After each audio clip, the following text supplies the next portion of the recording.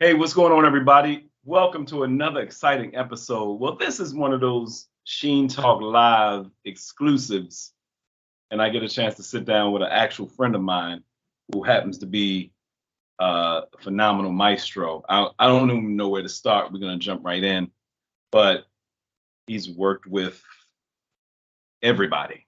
And when I say everybody. Amazing musician, composer, songwriter, band leader, whatever he's blessed me to be one of the music directors I work with here in Los Angeles. But I believe the brothers from Motown originally. Absolutely. Without further, the maestro himself, Mr. Herman Jackson. What's going on, Herman? How you feel? What's happening, Troy? Feel good. Yeah, you look good. Yeah. You look good. Now I have to. It's funny because when I talk to musicians, it always throws me off a little bit because I'm gonna let you list some of the people you've worked with, because people gonna be scratching their head like, how old is this cat? Because Right. a lot of cats you work with, some of them aren't here anymore. Some of the world famous people who've been around for years, who had just became pillars, they're not gone. We were talking about that the other day, and but you've had one of those blessed careers where you've worked with everybody from Quincy Jones to American Idol. Yeah, that's a good way to put it. Yeah, I started young. I left college to go on the road with Glass Knight and the Pips. Early, mid '80s actually, late '80s. They were established. Yeah. Grammy-winning superstar artists, and I was just a little kid. I was still a kid, really. So a lot of stuff went by my head. I didn't realize really where I was. So let's go all the way back. So you're from Detroit, Michigan originally. Yes. So when did you actually start? When was the first time you started playing any instrument, piano or anything? When the earliest remembrance that you can? I was so young, I don't remember. I always remember playing the piano. My grandmother had a piano. We didn't have one. My parents, we didn't have a piano in our house until I was 7. And when we got a piano, I started taking lessons pretty much immediately. Okay. So I was 7 when I started taking lessons. But before that, for years, I was at my grandmother's house, and I would just, be playing around on her piano all the time. How many siblings? I have one sister and one brother. Older or you kind of in between? I'm the oldest, yeah. Okay. So were your parents musicians as well? Yes, my mother, pianist, excellent pianist, and my father was a singer, soloist at our church, and my grandmother was an organist at my church, at our family church. My mother's mother was an organist, and my mother's father, my grandfather on my mother's side, sang in a gospel group, different church, New Mount Moriah Baptist Church. And it's like so many Mount Moriahs. Right, New Moriah, the first Greater Mount Moriah Baptist Church. And they had a 70-voice male chorus. And he was the bass soloist, my grandfather. And the Mighty Voices of Thunder. Wait. The men's group was called the Mighty Voices of Thunder. It was called the Mighty Voices of Thunder. Yeah. 70-voice men's male. taken with the mighty clouds of joy. These were. No, no, no. You got Mike 70 was the singing. thunder. Yeah. Thunder. And my grandfather was the bass soloist. Oh, nice. He sang the low notes. Yeah. So He was the thunder. Granddad brought the thunder. yeah. He was the. Yeah. We would we get his Lincoln. He always had a Lincoln Continental. And we get in his Lincoln and drive down to Ohio or Indiana, go to different churches down there, and they would sing. And that was one of my first musical experiences.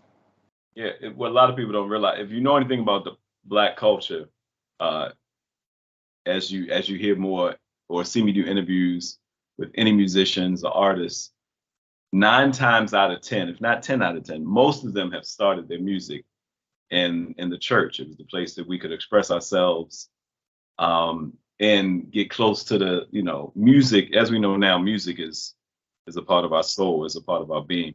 So there's no other place greater than in the spiritual hub, and we get to express ourselves freely. Run, jump, spit, cough, dance, shout, sing, play. Yeah.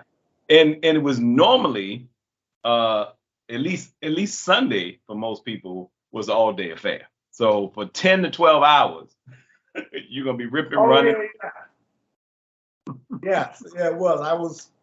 I didn't experience a whole lot of that when I was younger. We would do an hour and a half and get out. That's good. Yeah.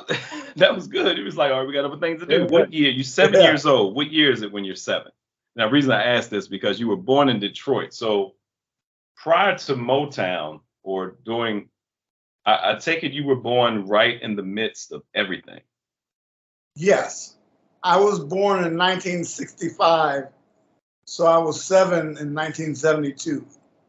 So I was in the heart of the Motown. First concert I went to, my cousin, she was 10 years older.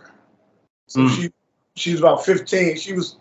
I was 7, so she was about 17. She took me to a Jackson 5 concert. No, when I was 5, actually. She took me to a Jackson 5 concert when I was 5. That was my first concert. Yeah, so it was always there. Motown was part of everything. Every part of our life was, you go to the supermarket, you hear Motown. You go to the wherever you would go, you would just hear this Motown music. And it became part of, except on Sundays. Sundays you hear gospel music. Right. Then Monday you'd be back to Motown.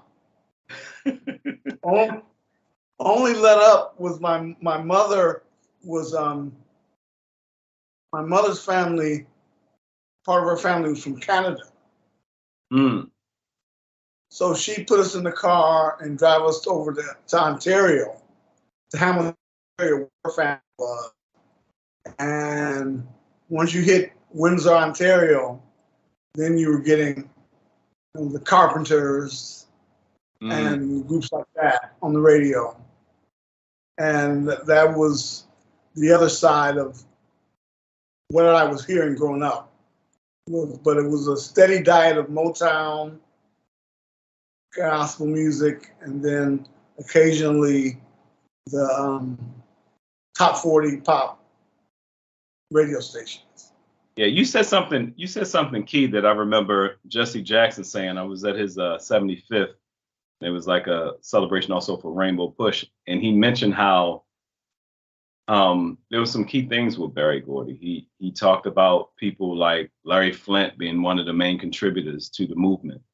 And of course, a lot of those guys, they were into the freedom of speech. So they were pushing, the culture movement as well.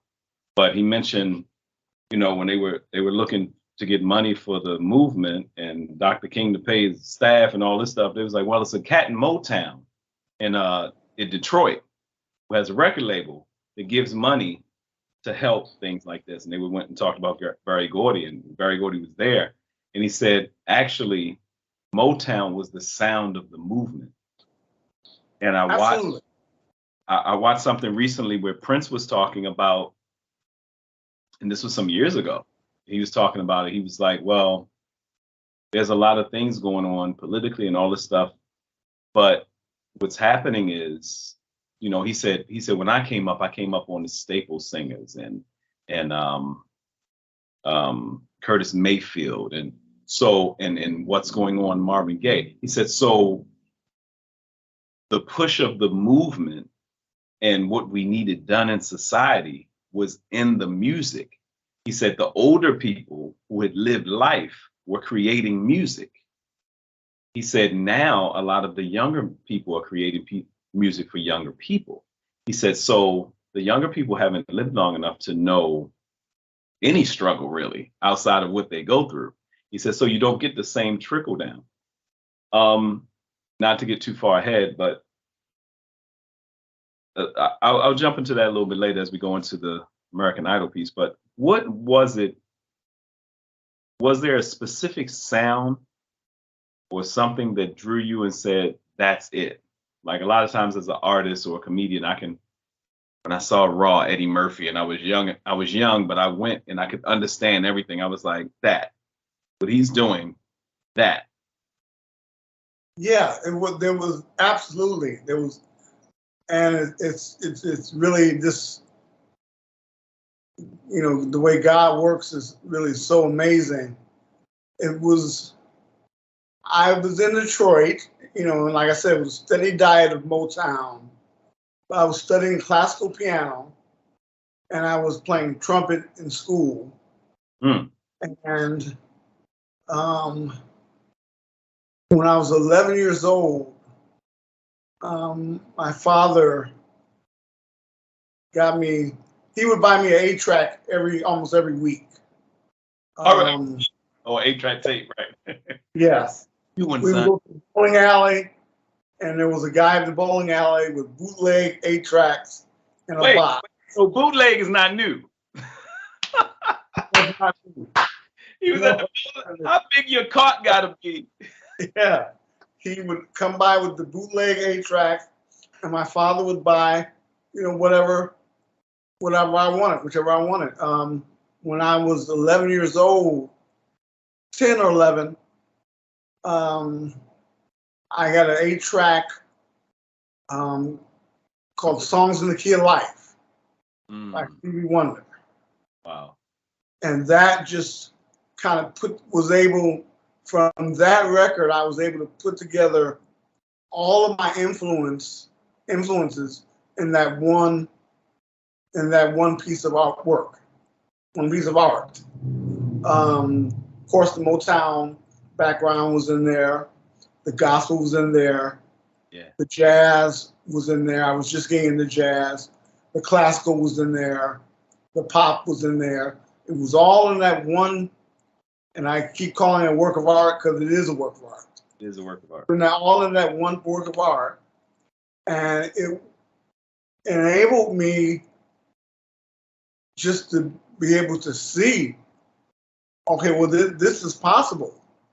This is possible, to bring all these things together and to be able to make music that, that makes people understand. And how old were you? All the genres. And, people ask me all the time, well, what kind of music do you play? I don't categorize it. I play music. I play music, and I play the piano, play keyboards, synthesizer, organ, whatever it is, whatever it takes to get the feelings out there to the people. Get the feelings That's out. But yeah, Songs in the Key of Life. Then, this is 75, 76. Almost 20 years later, I went to an audition with Stevie, and we're sitting there playing, just me and him, 2 of his pianos at his studio. And he's like, man, how do you know my music like this? I said, man, your music is the reason that I do this. Songs in the Key of Life is really the, the catalyst for all of it. So it was Jamie Foxx had mentioned that when he got a chance to do Ray, of course, Ray was older. So he's sitting right. with, and he's going through, and he's like, Ray's, come on, man, can you play the blues? And he started playing some blues. So he's playing blues with Ray and trying to keep up. And he said Ray started going into Thelonious Monk. And he's like, oh yeah, he's like trying to follow, and he hits the wrong note. And Ray said, come on, man, why are you gonna do that? Why are you gonna hit the wrong note?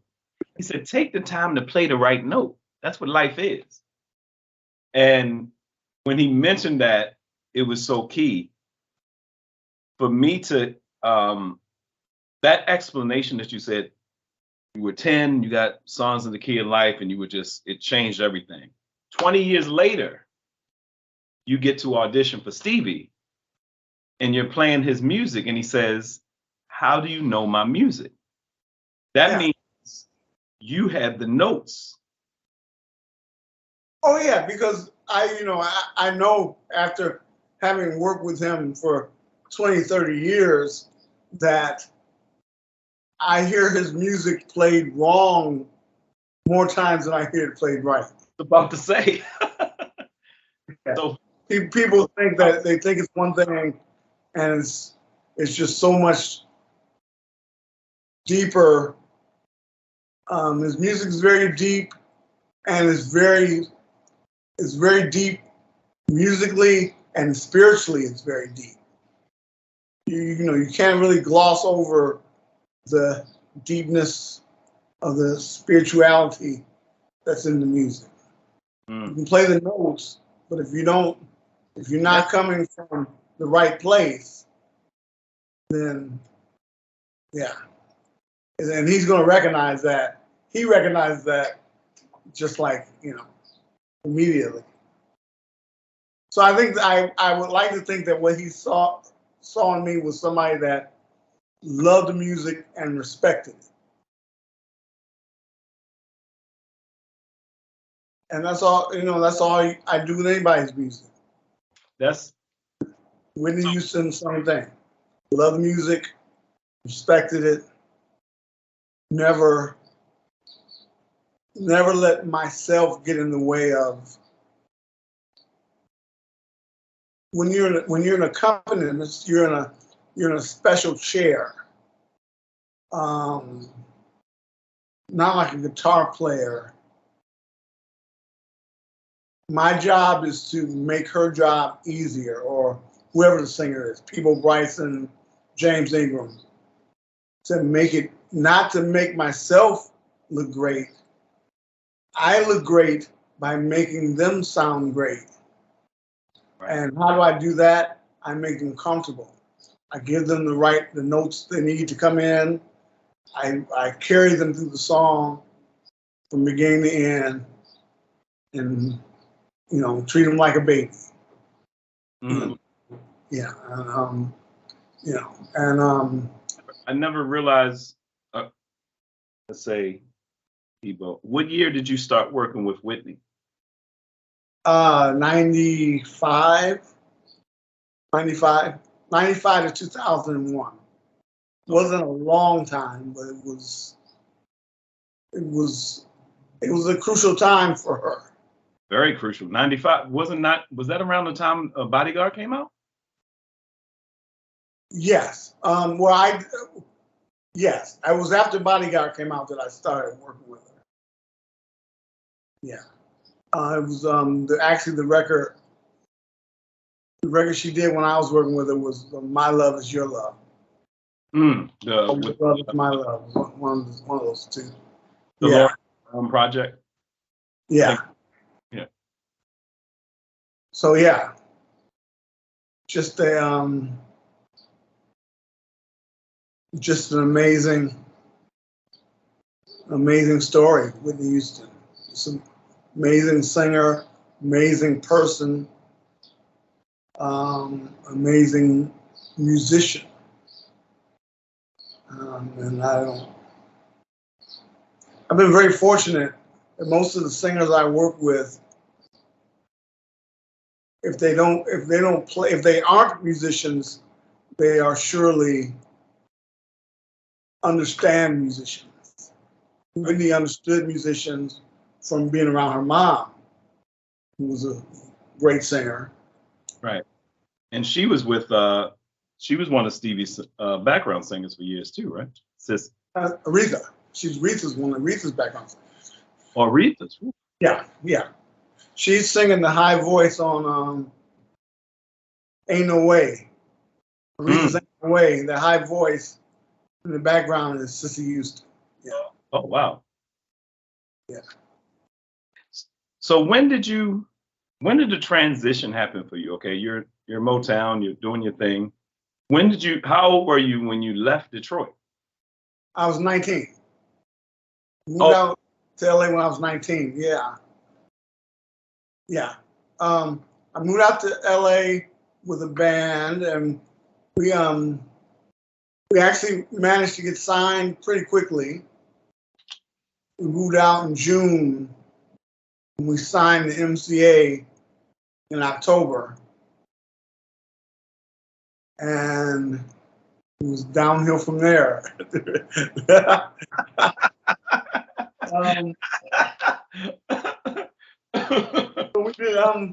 We ended up doing 2 records for MCA, and neither of them were released. John Barnes produced one of them. Then Courtney Branch and Tracy Kendrick produced the other one. I didn't really work much on either one, and I took it as an opportunity I was trying to finish school. So I went back to school, and I was going to Cal State Northridge. And we had our band, and we were doing shows around. I started meeting people, doing some sessions, and doing some other shows outside of the band. And I went to an audition for Glass Night in the Pips. And I really just went just to see, where I stood or what I needed to work on in order to become a professional and do it on a certain level. I had no expectations of getting the job. So at this point, you're 19. You hadn't really. I was 21 by this time. Well, okay. I was 20. Yeah. So 20. So you still hadn't considered yourself a professional musician because you hadn't had any real gigs, or? No. I was a college student. I was working at night, and I was working a lot down in South Central LA, and I would be down there till 1, 2 in the morning, and I'd go home and sleep a few hours and make it to a 7 a.m. or 8 a.m. class at Northridge. Wow. And I sleep. I try to catch some sleep in the afternoon before I did it again. Right. That was kind of my daily schedule. So 1985, was this the Love's Overboard album? This is more 87. 87. Oh, 7. Yeah. Was this Love Overboard, or was that a little later? Love Overboard. Okay. So, and the Pips, of course, prior to that, they got the Last Night the Pips had a slew of hits. So you go where's the audition held? I went to the music director's house, who actually became a mentor and like a father to me, Benjamin Wright. Benjamin Wright, okay. I don't know if you know Benjamin. Benjamin. He played with Aretha too, right? Well, he did. I think he produced Aretha, arranged for her. He was a music director. He was Glad's music director, but he did Off the Wall with Quincy. He did strings on Rock With You and Don't Stop Till You Get Enough. And Beyonce, Outkast, Justin Timberlake. DeBarge. He's done strings for all those. Earth, Wind and Fire. Mm. So yeah. The audition was at his house. Now, And I had met him before. You had met him before? Yeah, I had met him before. He came by when we had our band. We were looking for a producer. He came by to where we were rehearsing and listened to our band. And I remember him saying that I remember what he said. He said, "Well, I can't do anything until February. You know, I can't get to it till February." And I remember thinking to myself, I would be on the Grammys by February. What are you talking about? You were just on yourself like, man, by the time we be stars. You can't do it now? I mean, yeah. But that, that was youthful enthusiasm. Right. I chalk up to that. Yeah. So what was his bass? He could play several different instruments. Or what makes, since we're talking about Benjamin Wright, is he still around? Yes, he is. Yeah. Benjamin Wright. What makes somebody a good producer in your eyes? Producer. Because a lot of times some people may hear it, and this interview will, Sheen, and we're talking about men in music, and you'll hear a lot about different artists, young and old. But what makes someone a good producer versus just a good musician? That's a great question. And I've worked with many, many producers, Benjamin Wright, Quincy Jones, Norman Connors, lots of Paul Brown, lots of name producers. And I think that the main thing the main thing that makes a great producer really doesn't have a whole lot to do with music. It's actually being a conduit, being a go-between between the artist, what the artist wants, and what the label needs. Those can be two very, very different things. The artist, may want to do this, and this might be in their wheelhouse, and this might be the best thing for them to do. But if the record company can't sell it, then it's useless. So a good producer, and some are hands-on, some will sit down at the piano and say, hey, this is what's going to be. Some will sit in front of a computer and say, this is what's going to be. Right. Some do that. Some people hire somebody to do that. But whatever it takes to get that vision and hone that vision and create something that a record company can sell, that's what makes a producer. So that's one of the amazing things, and I've done artist development. We talked about this, and I work with people, and I'm good with ear and I'm good with live show production. That's about it. But I think I know certain things, artist development. But then I look at the span of what I always think about Barry Gordy. I think about what he did with Hitsville. He called it Hitsville, and then he had a system of, okay, we created this song. Now let's bring in some people of different diaspora, not just us. Let's bring in everybody to listen to it, see what they think. Since we're going for a younger audience, let's bring the young people in. This is this, and let's have them vote on the song. Right. Yeah. You do something like that now. Everybody in the studio, they were talking to this young producer, what's his name? Scott Storch. I had no idea how much stuff the young guy had done. Yeah, I actually know Scott Storch. Yeah, and his life, and I've been really looking at a lot of stuff going on, but in just the ups and downs and how the monumental success and money can just take you. It almost took him out of here. So and you look at the small amount of time, you think about how quickly it happened, but also it almost killed him. But he was talking about just the working with different people, but he's a musician, and like you said, he's found that home of being a good producer. You have been able to transcend that area too, where you're not only called upon, even getting this interview, and me and Herman live in the same city, but to get the interview, he was like, Troy, somebody just called me. I was like, oh, Herman, come on.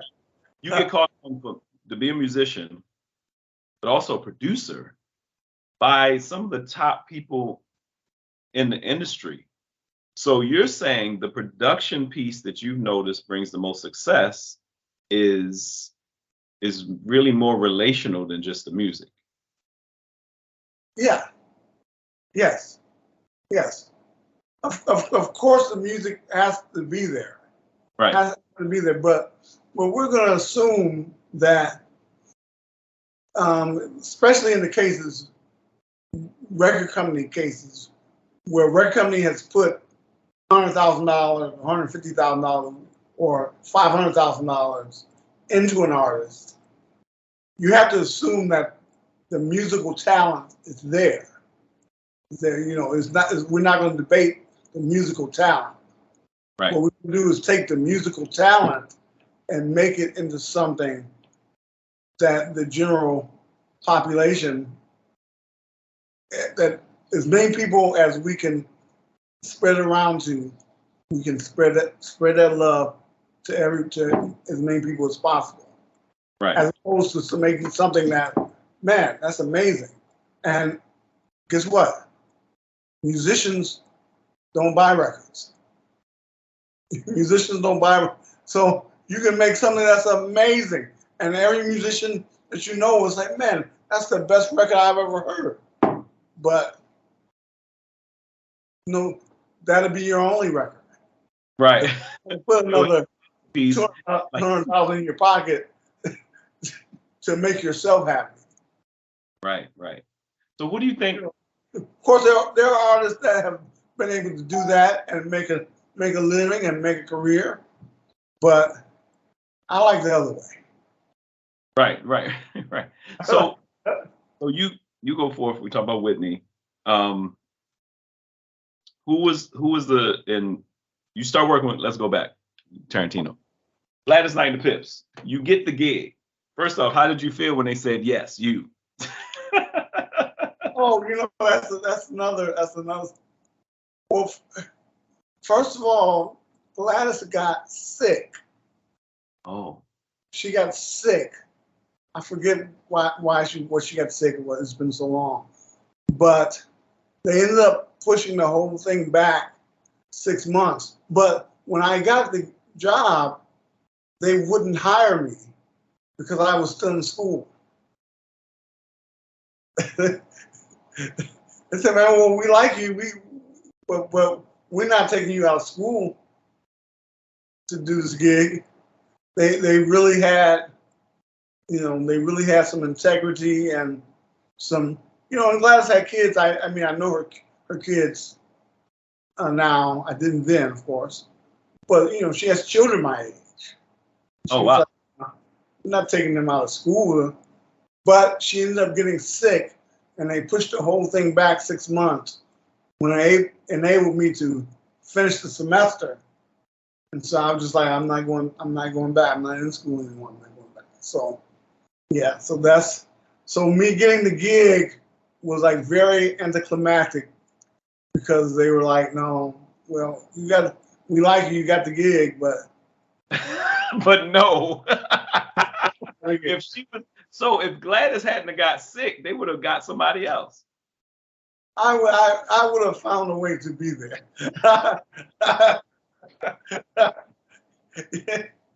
Yeah, and even then, when she got sick, then I'm thinking, she's not really sick. They really just, wanted somebody else. So right. I was just learning Hollywood, and so I was like, okay, later. I'll call you. The Hollywood thing. Yeah. So but no, they called me. I got a call out the blue. Said, hey, we're starting on this date. Like, cool, I'm out of school. I'm ready. Good. Let's go. So how long were you on tour with Gladys after that? You We 21 years old? yeah, I turned 21 on the first night, I think. I don't. The first night of the tour, you legal? Yeah, yeah. It was the start of my problems. Yeah, I was out there, and yeah.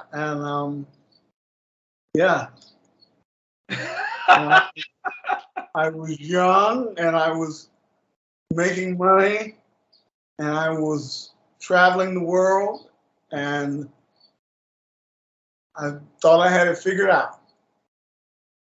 So you jump out there, 21 years old, on tour with Gladys Knight and the Pips, a world-renowned group, not just an R&B, none of that, world-renowned group. And how long did y'all stay on tour the first time? The first time we were on we might have done 7, 8 months straight. At least 6, but it might, because we did a Gladys Knight and the Pips tour. And then we went right into back in that time, they had the Budweiser Superfest. Yep. Al Heyman. Exactly. Yes. Exactly. We went from the Gladys Knight and the Pips tour directly on the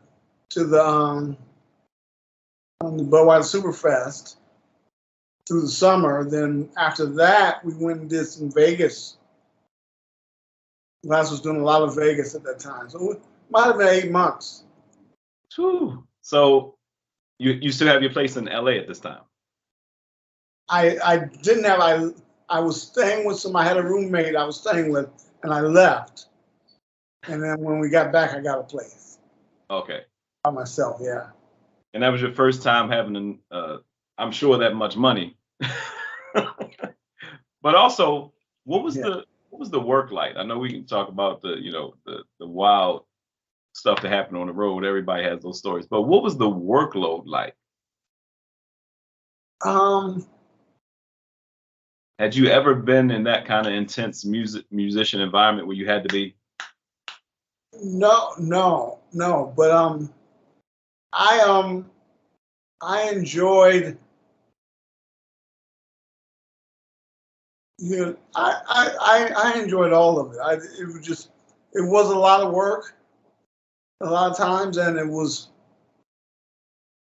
We would be at the venue most of the day. We get there, and because we were on a bus tour, so a lot of times we go straight to the venue, stay there, sound check, eat, do the show, get back on the bus, go to the next city. And it was definitely a lot of work. Did a lot of one-nighters because, because of the magnitude of who Gladys Knight and the Pips were. Yeah. One town, you're in Jersey. Yeah, we do every town, every town. Baltimore and DC. Well, at that time, I think you could do Baltimore and DC. Right, yeah, exactly. Yeah, we went up to, went up to Seattle and came down to San Diego. We must have hit every city. 3, 4 cities in Oregon I didn't even know existed. I sold out. Yeah. So you work with Dad, you work with Glass at about 22. So you come back. Now you're on. Is it kind of like you're one of the go-to? He did a great job, a musician. They're done touring. What was your next big tour after after you worked with Gladys the first time? Well, I got back, and so I'm at home, and Benjamin, the music director, calls me, and he says, "Hey, this guy Ernie Fields Jr. is going to call you. Just make sure you take his call." And he was very fatherly toward me. So Ernie Fields Jr. calls me, says, "Hey," and I know nothing about these discussions that have been going on. Gladys was doing I think she was hosting the Black Achievement Awards, which is what it was called at that time. Right. This was 88. 87, 87.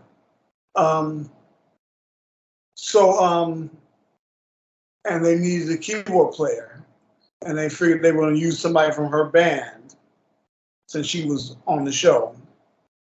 And they were going to use one of the other keyboard players, and Benjamin convinced them to use me. So Ernie Fields calls me, and I go down there for a rehearsal, and the conductor was H.B. Barnum, who I had heard of, but I didn't know. So we did the show, and it was fine. I did everything he asked me to do, and it kind of went by so fast. I didn't really, and I didn't really have a gauge on that kind of stuff of what it was supposed, what it was supposed to be. It was a broadcast type music piece. Yeah, award show. It was an award show. So a lot of play-ons, playoffs. Those things are going by so fast, and I'm reading them. I'm reading and playing. So about 6 months goes by, I don't hear from HB, and that's fine. I really wasn't. I went in and did the show, and it was great. And he calls me, and he says, "Hey, I need you to go to New York tomorrow." I said, "Tomorrow." Yeah. I said, "Okay." Now, by this time, you what, 23? Yeah, I was about 20. I was 23. Yeah, exactly. So I go to the airport. There's a plane ticket there for me, and I fly to New York. And there's a car driver there taking me to this hotel right on Broadway, Times Square, and so I'm in there, and I don't really know what's going on. Oh, he doesn't tell you anything. Yeah, he really, yeah. That's how HB is. He just like, and so I finally pin him down and say, what are we doing here in New York? He says, the Aretha fired the piano player. I said, what? So wait, you had no clue, and I guess when I left my house, I had no clue. No, you had no clue when you went to New York that you were going to be playing with Aretha Franklin. No, and they didn't want you to know, obviously. Yeah, I went to sound check the next day. HB had everything. Everything was written out. I went to sound check. The show was 3 nights at Radio City Music Hall with full orchestra.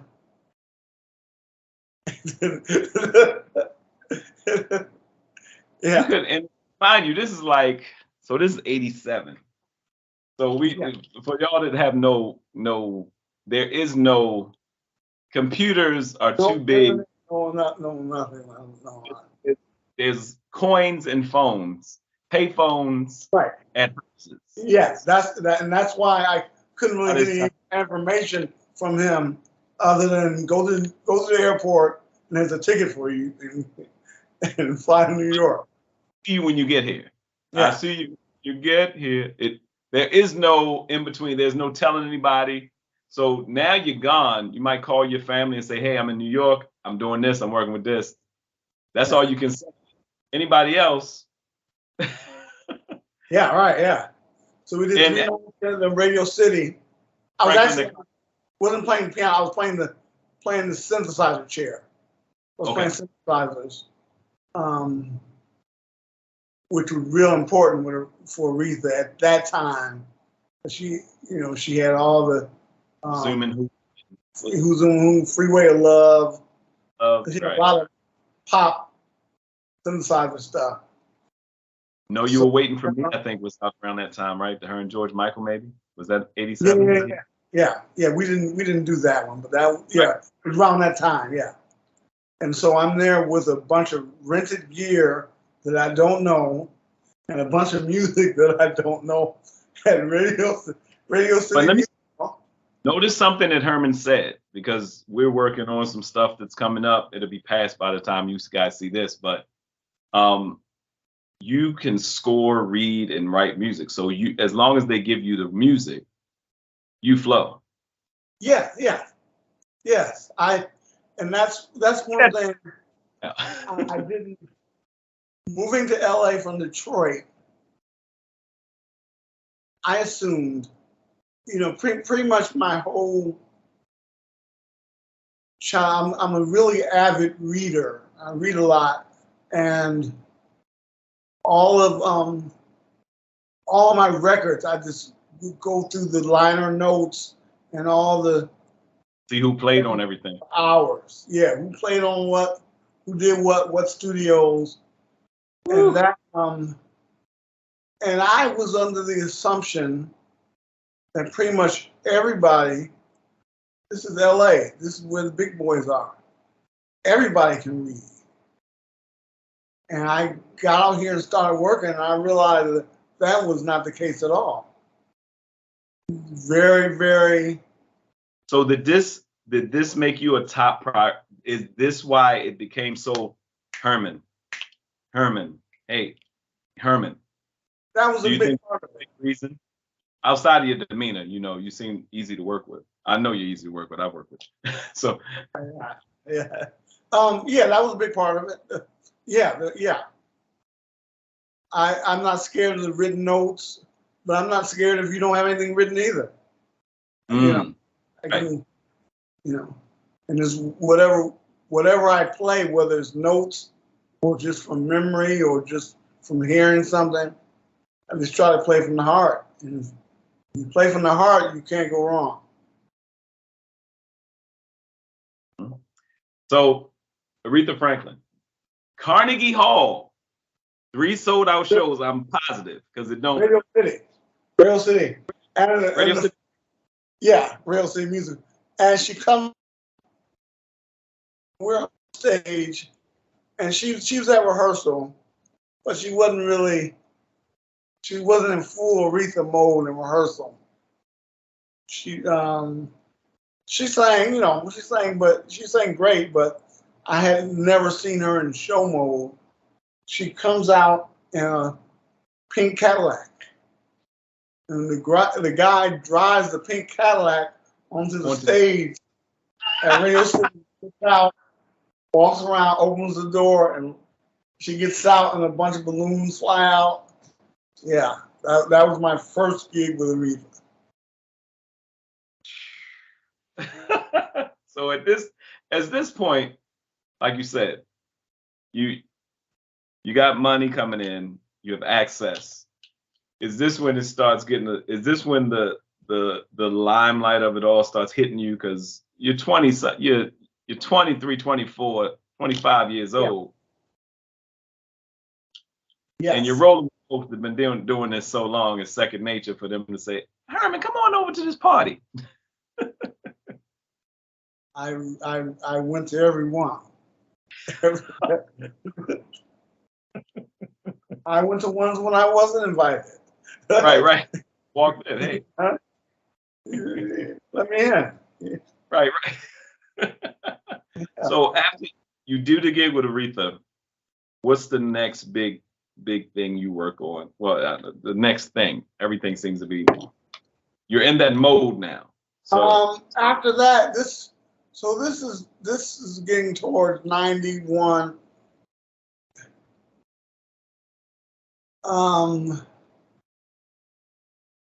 91, 92, I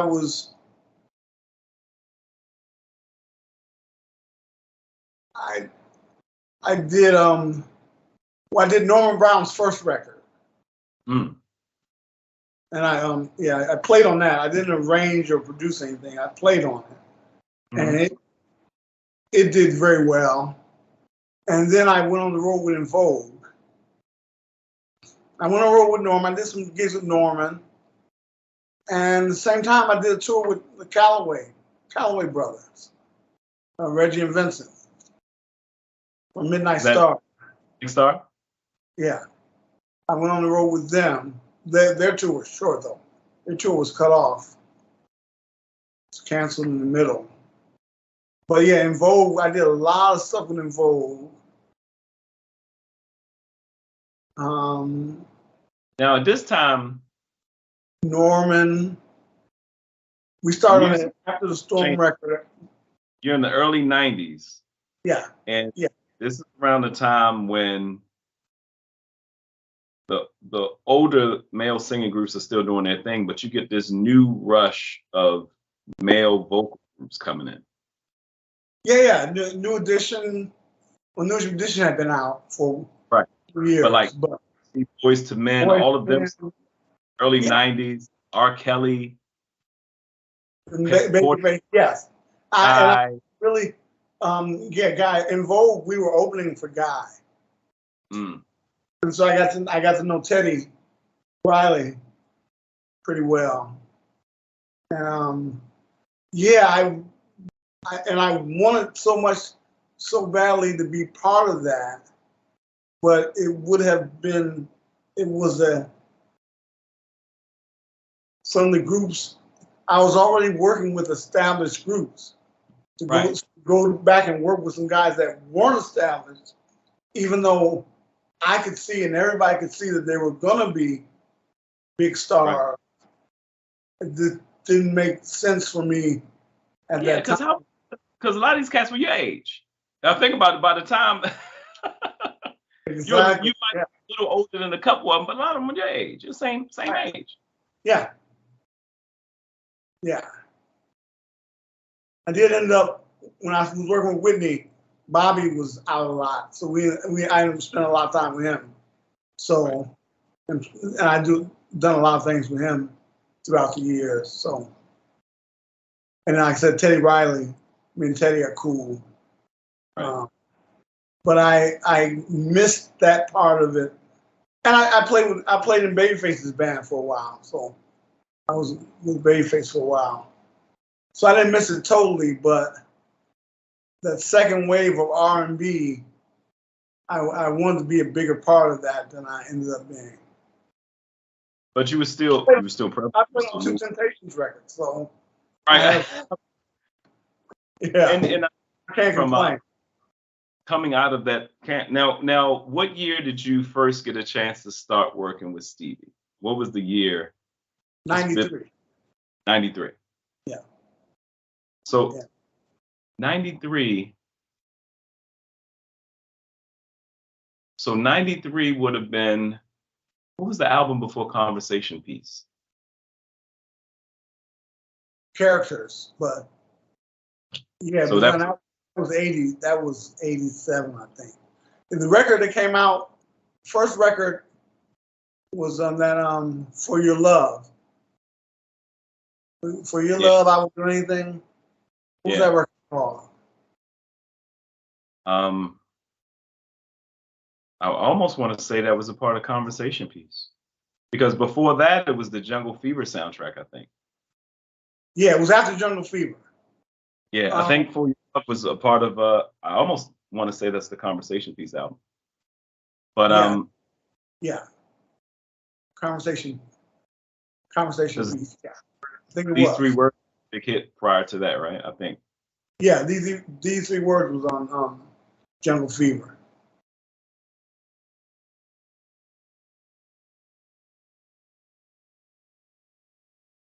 Yeah. So you get a chance to start working with Stevie. So you said the audition. You went on the audition first, or how did you get the call about that?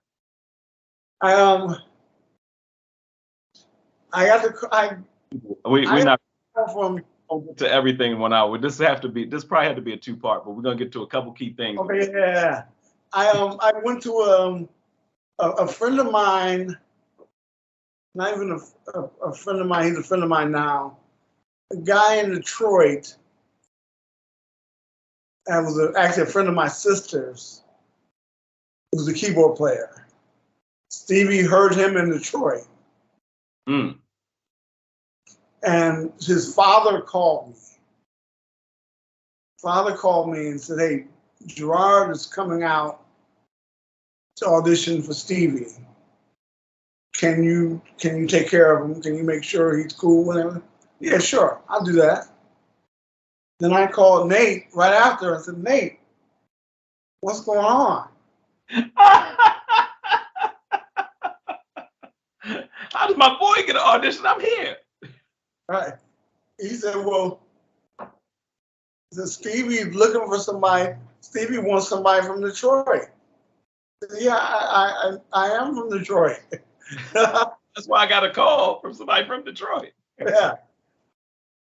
So then Gerard came out and it didn't work out, and I really had nothing to do with that.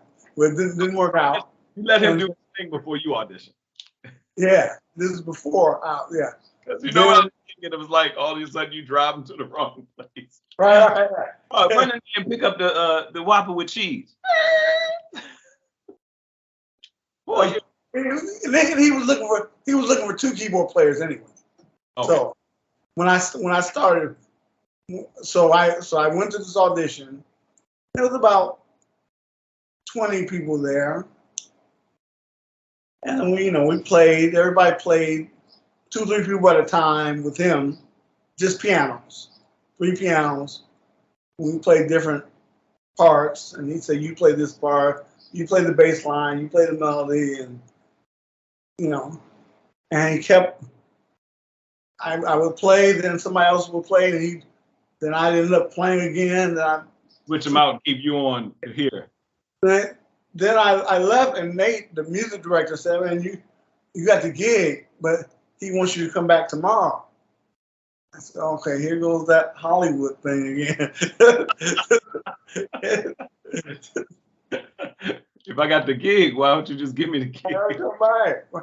So I went back the next day, and it was another different. It was me and maybe a couple people from the day before, and same thing, three pianos, and we played that. So after, and they say, "Yeah, you got the gig," and he never said to me, "He's looking for 2 people. That's why he wants you to come back to see if you would work." He never said that to me. He just said he wants you to come back tomorrow. You got the gig. He wants you to come back tomorrow. So 3rd day I come back. He's got all his synths set up, just like 20, 30 set up. And the same thing, it might have been even less people, maybe 7 or 8. We all played different synths and same thing, different synths and different songs and different parts. It's okay, well, you got the gig. Okay, cool. Then when I started, first day of rehearsal, it was me and Rodney Franklin. Mm. Rodney had not been to any of the auditions. He hired me and Rodney. So that was my first. And what was the first? Was it for a tour, or was it just for what was Stevie doing at the time? I think they were on a break from the tour. I think the tour was ongoing. It was the Natural Wonder tour, or maybe that came after. That was '95. I was about to say the Natural Wonder tour. I remember is '95 because I remember purchasing the live CD. and I worked in the barbershop, and we played that. It was the soundtrack for the barbershop, especially when I was to the salsa version. Oh yeah. I'm on that CD. I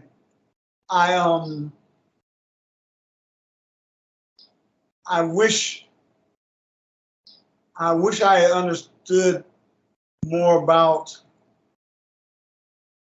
I had a keyboard tech, and then the keyboard tech pretty much was creating the sounds for me. And as I listened back to that record, I'm like, he didn't really nail the sounds like I would have. Yeah, I would have spent more time. I wish I could spend more time getting him. There's a lot of that sound design. Yeah. Because after that time, I would just do my own programming. So I learned. But you said something earlier about you can't gloss over the deepness of the spirituality in the music. So if you're hearing something that's not, Yeah, if you're hearing something and it's not, yeah, exactly. It's not really what you want it to be, and you're trying to set a certain, you know, certain vibe, comes hard. Troy, is different when you talk about synthesizers. And that was my primary job with Stevie, was synthesizers, because that's what he playing all the piano. right. I'm playing mostly synthesizers, and it's just a certain point when things switch from analog to digital, so much was lost as far as depth of sound. Mm.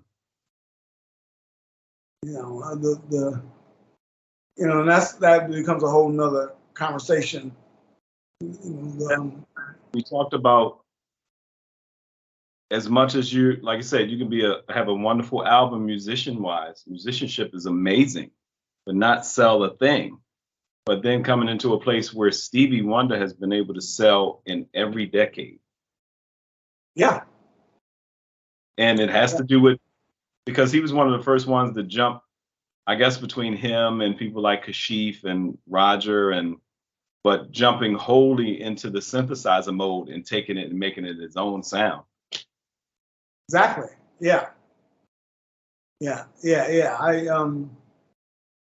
Those records he did, Jungle Fever, and then the two before that were no, Conversation Piece was before Jungle Fever was, and Characters was before that, I think. Whatever the three were. Right. Hotter Than July, Music Aquarium, Characters was the one with yeah, which one with the mask? Characters with the mask. That was Skeleton. With the mask. I think Skeleton was on Characters, right? Yeah, it's Characters. I don't even know what that means. I still don't know what that means. And we talk about some other things, but I want to jump and talk about American Idol. How did that come about? Oh, that Ricky Minor was Whitney's MD, and so I knew him from Whitney. He hired me for Whitney. He hired me when I was pretty much unknown. I'd been working with Stevie for a couple of years, but I was still I was just figuring it out. I was going up the ladder, and he hired me when he could have hired, Greg Filling Games, a bunch of people he could have hired, but he hired me. And we became friends, and he admired what I brought to the table. So when he was doing Idol and he needed somebody, he called me. And so, yeah, it came. I was actually the season 3. He hired me as an arranger. I wasn't even on the set, wasn't playing. I was just at home writing arrangements, and that was great. And that opened up a whole another line of work for me as an arranger, because before that, all my arranging was done mainly with synthesizers that we were talking about, because nobody was doing records with live horns or live strings. You guys have the first. So he called you the first season. Third season. So by the third season, they're using a full band. By this time, they're using a full band, and they need.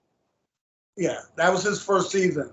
Was season 3, and I was doing arrangements, sitting home writing. Then he needed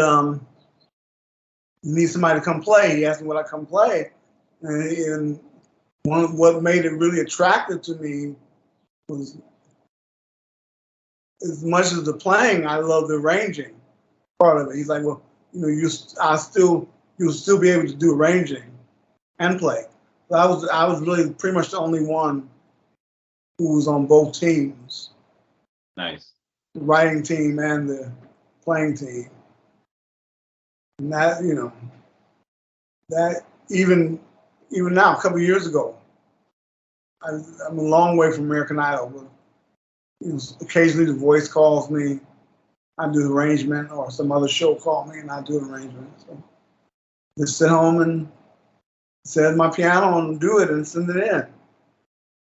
Now, had you now how many award shows have you MD'd a lot of award shows too, or worked with arrangements on a lot of them too? Yeah, most of the stuff I've done with Ricky, most of it I played and arranged. Hmm. You know, I wasn't MD on. Well, I mean, he was MD, of course. Now, for people that don't know what it is to arrange a composition of music that you're going to be playing, what is the main, what it really goes into it? Is it rewriting the charts and the notes? Is it what goes into arranging the music? I treat it like I treat it like I do as a player. Just putting the right notes on the right instruments so that the singer, to make the singer comfortable, to complement what the singer's doing. And Like you said, treat the singer like a baby, be able to carry him through. Like football players say. Football players always like, you know, you got to hold the football like a baby. Hold the football like a yeah. Singers, you got to treat the singer. Of course, they don't want to hear that, but right. But they don't know what you mean by it. You mean I'm trying to make it so you shine. Yeah. I'll let you boogie. Okay, let's do it. Talk to you soon.